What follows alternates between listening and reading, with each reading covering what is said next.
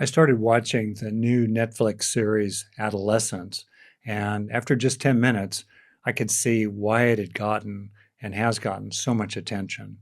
So I thought it would be interesting to watch it fresh, going through the series, all four of the episodes, and pause from time to time and share my own comments and reflections along the way in case they're useful for you. It's important to appreciate that this is, of course, fiction. It's a work of fiction, the creative imagination. I love fiction. I don't understand my friends who don't watch movies or ever read a novel. I think it impoverishes the imagination, and humans throughout history, and I'm sure long before history began, the written record, told stories. So it's a story. And like any story, it's about particular situations which have implications for larger contexts. I'm no expert on some of the themes I understand will be explored in this show: law and justice, criminology, gender. I'm no expert at all. I'm going to be watching this show probably like you're watching it, as a regular person, uh, touched by what it's exploring. And also, certainly, with my own background as a psychologist and a clinical therapist, that'll be in the mix as well. Uh, See what's useful for you, and feel free to leave the rest. Here we go.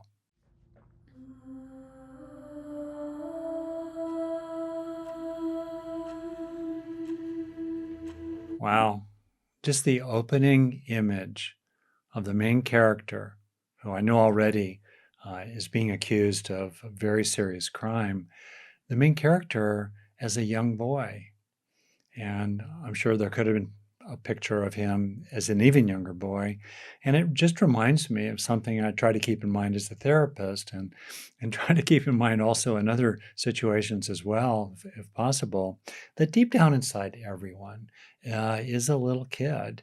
And deep down inside, everybody is a fundamentally sweet, innocent, well intended, innermost being, which then sometimes gets expressed or manifested in problematic ways. Uh, the challenge, of course, is to keep in mind both of these truths, both the deepest, innermost layer in other people and a clarity about their actual behavior. And I'm sure those two aspects will be running through the show as we keep on going here. I'm arresting you on suspicion of murder. You do not have to say anything, but it may harm your defense if you do not mention one Dad, I question, haven't done something anything. which you later rely on in court. Anything you do say may be given in evidence. Dad, do you understand? he hasn't done anything. It struck me that the boy calls out for his father. He's obviously young, seems like a really young teenager. Uh, it's his father he calls out for. And you wonder about that. Young kids often will call out for their mother when they're really upset. We have gender in the mix already here. And I wonder about his seeing of his father as a strong force who can protect him against these powerful strangers bursting into his home, and also perhaps as someone that he identifies with in particular as a young male teenager. The interesting thing, of course, is that we need powerful forces who can protect us, but if they're powerful enough to protect us, they can sometimes also be powerful enough to harm us. And you can see that theme sometimes playing out in families and also sometimes playing out in relationships between people. The custody sergeant is going to ask you whether you want to keep Derek on or whether you want someone else, or you can even have one of your parents. It'll just be for your searches, bloods, anytime you're talking to your solicitor, that sort of thing, okay? It won't prejudice your case, whatever you decide, mate. All right? Wow. Um, the boy is so upset, and we don't know what he's done or has not done. And whatever he has done, even, he's a really upset person. He's suffering a lot. And the question comes up then, of course, can we have compassion for people who are suffering? even if, fill in the blank, even if we don't like them, even if they've harmed us, even if they've harmed others? Can we still have empathy for their suffering and a wish that they not suffer, while in parallel with that, potentially having moral judgment and pursuing justice with consequences, potentially? Can both be true? And in principle, compassion is independent of moral judgment. In practice, though, a lot of research shows that in general, it's harder to have compassion for those we don't like or disapprove of, or feel are the source of their own suffering. And this is an area for potential personal practice with benefits that we find over time as we expand our circle of compassion to include people who are not like ourselves and people, in fact, that we potentially oppose. It actually helps us. It strengthens us and calms us and centers us and helps us, be more skillful with those others, including if we are pursuing forms of asserting ourselves. And it can be really freaking hard to do. I'm going to suggest something. When asked, you ask for a solicitor, okay? And you can speak to your parents about it when you get to the station. It won't make you seem more guilty. Just for your best interests, all right? So here with good intentions, the police officer is giving Jamie a lot of information.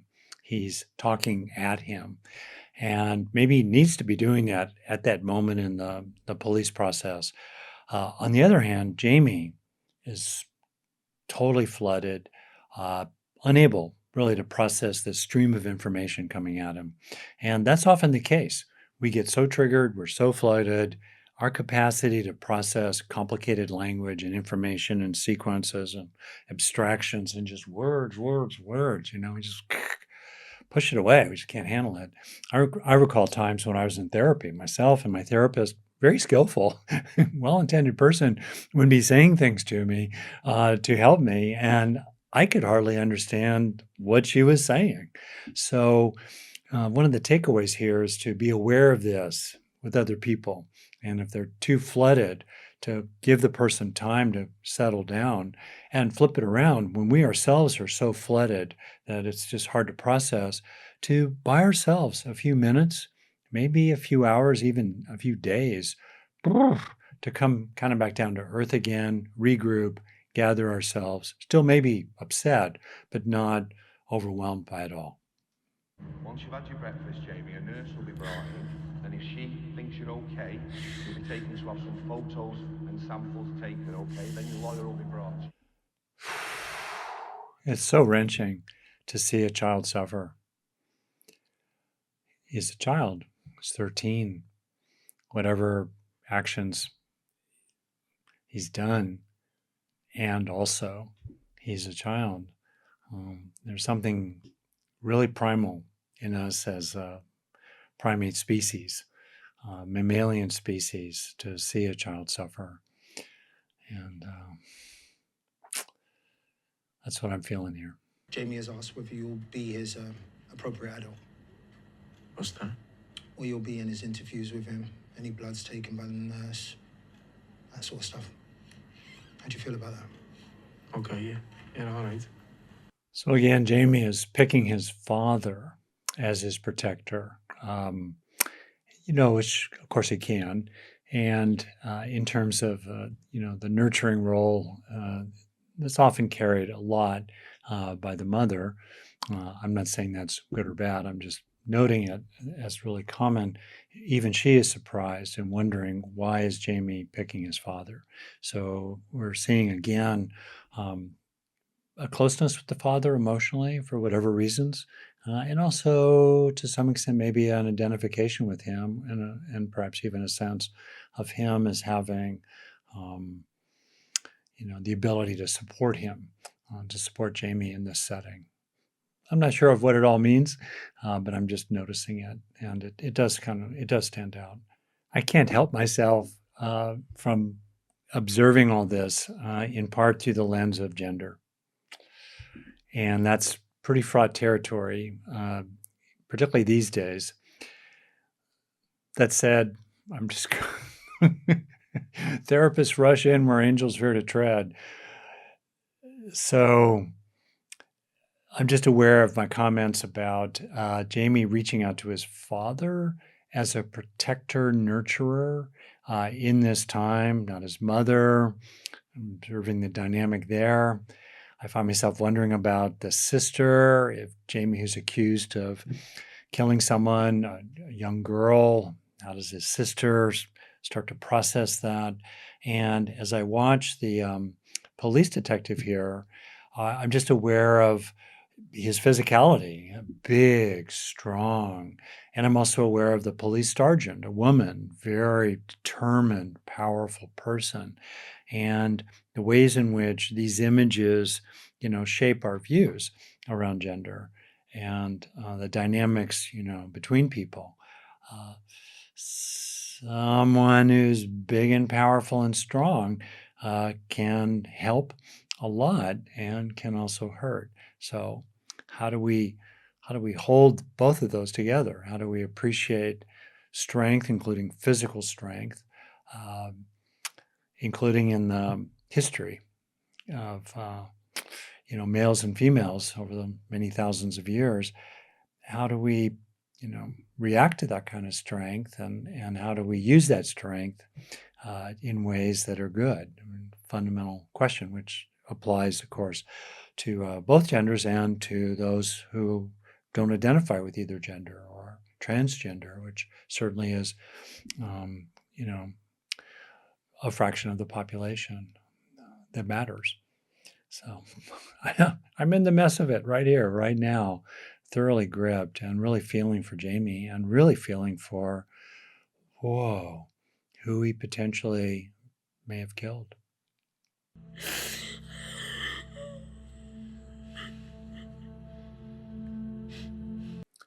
So Jamie's super upset here, wanting reassurance from his father, and his father does not touch him. No physical soothing, no affection, doesn't put his arm around him, doesn't hug him. We haven't seen any of that so far. And just noting that, the way that some fathers certainly and some sons are with each other. And remembering, of course, that this is one child, one parent. And I'm not trying to generalize from what I'm seeing. And I think it's important to be aware that there are many, many, many individual differences. But what we are seeing here, and is interesting, is a closeness, a protectiveness from the father toward the son, but given who he is and his own background, culturally and otherwise, in Britain at the time, is he's certainly not very lovey-dovey with his son. I don't mean that critically. I just mean I'm noticing it, and the boy doesn't reach for him either. I have definitely seen that kind of gulf between fathers and sons in particular. They love each other, but there's this vast gulf between them that you can feel there's an aching in them in some ways to reach across, but the habits are too deep, and maybe the vulnerability that's involved in reaching out or reaching across is just too great, and they can't do it so far. When a violent death's taken place, that's sometimes the name of the game. The question is whether or not that was proportionate, and that we'll look at that later. It's interesting that the lawyer, the solicitor here, has mentioned a violent death, and there's no reaction from the parents. So it makes me wonder, have they heard in the news that there's been a violent death? But otherwise, it's curious that they're not following up on that. You're going to be okay? I don't know. You'll be fine. I won't take long, I promise. Be as quick as possible. Okay. Yeah? Just look at me, lad, yeah? Keep looking at your dad. Put yourself on there for me. Just keep looking at me. The father is really nurturing, and he's showing it a lot through actions and supportive advice, like encouraging Jamie to eat his cornflakes, even though he wasn't touching him physically. He wasn't physically affectionate. And here, he's also being really nurturing and supportive and encouraging to him. You know, I'm a father, and I have a son, and my wife and I have a daughter and son. And oh my God, what a nightmare. Mr. Miller, I promise I will be very careful. I don't know you from Adam, mate. Mr. Miller, we You know what I mean? we That's really my do little need boy. to He's 13. cooperate with this. Like I've said, he's 13. He's 13. You can just get a sense of how wrenching this is for the father. He wants to protect his son, and he can't in this setting. He can't. And as parents, sometimes that's the absolute worst. You want to protect your kids and you can't, or things have happened to them and you can't change what happened to them. It's really tough. The best thing for you to do is to raise that chin up, be the good dad, and suck it up. Gender again. And gender, of course, has its biological aspects, and it also has massively its cultural and psychological aspects. So right here, we have two men talking, and the father, a parent, is upset and bereft, and the advice from the lawyer, potentially related to being a male lawyer, maybe not, is that the dad should get his chin up and suck it up. And I'm not saying that's good or bad. I'm just remarking on the significant ways that we live in cultures in which there's an ongoing messaging. There's kind of an ongoing scripting and training and maintaining of certain aspects of gender-associated roles. And because it's the water we swim in, we can often be unaware of it. It's only when we step outside of it that sometimes we can become really aware of it. And so I'm, just commenting on it here. Jamie, do you know a girl called Katie Leonard? There she is. Yeah. Yeah. She's not in your age group, is she? But you do share some classes together, that's right, innit?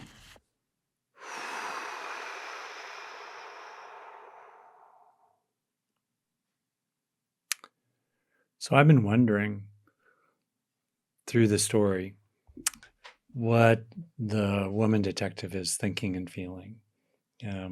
She seems tougher, less supportive, more suspicious related to Jamie. They know as police officers that the evidence is already quite strong. Otherwise, they wouldn't have arrested him in the way they did. And as people from their experience, they know that people who can seem very nice can still do terrible things. And the victim here is a young girl. So it makes me wonder what it's like for this woman here.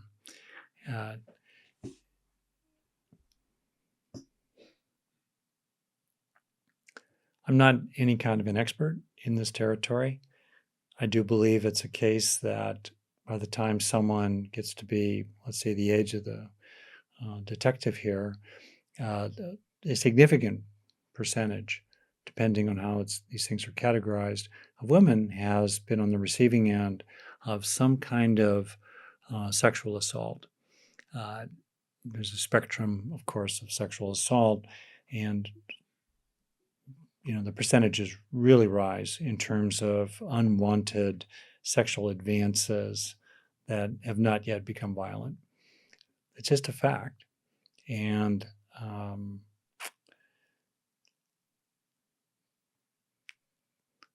that cannot not be an awareness here. Even if most boys and most men, do not engage in any kind of sexually assaultive behavior. And even if most boys and most men would find it repugnant, as I do, and feel that it's disgusting, including when it involves just exploiting, mere physical advantages. Terrible. Even though that's true, most men and most boys do not have to live with the possibility that they could be targeted. And most girls and women do. And both of these things can be true as we try to have empathy for people who are not like ourselves, or people who are like ourselves. And as we try to take into account what other people have to take into account, I really like the definition of privilege from Ta-Nehisi Coates. Essentially, privilege means not having to take something into account. And one of the things that we can do is take into account what other people have to take into account that we don't have to take into account. Why?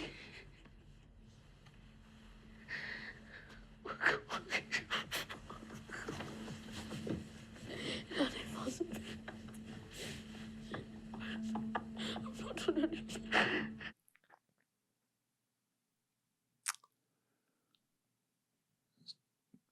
It's really compelling to imagine what it's like to be each of the 5 people in that room, the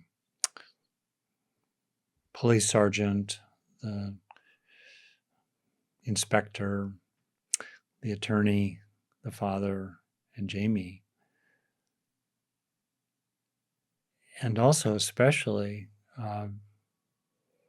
my feelings and thinking go to Kate and to her mother and her family. Kate, young girl, life ahead of her.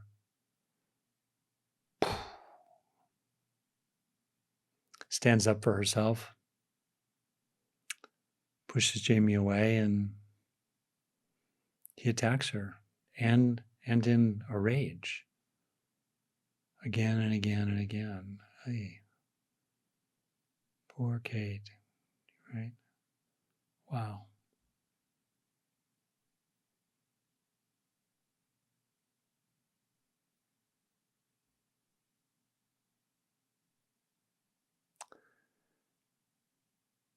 And what's it like to know that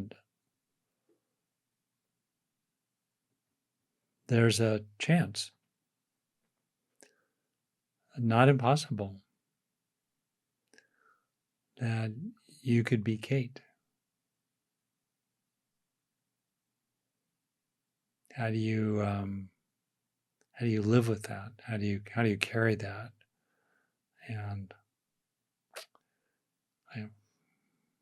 my own experience is that most teenage boys and most men don't carry with them some sense of what that weight is like for girls and women. Many do. I don't know the exact number, but in my personal experience, many don't. They understand it maybe even intellectually, like, oh yeah, I don't have to worry about walking down a dark alley and my daughter, my girlfriend, my sister, my wife, my mother may have to, but it's pretty distant. It's not really taking into account what other people have to take into account. The show is carrying us into learning some of what other people have to take into account that we don't have to take into account. And I hope that in the next episode or two, we learn more about what Jamie has had to take into account. That's been in the mix for him too.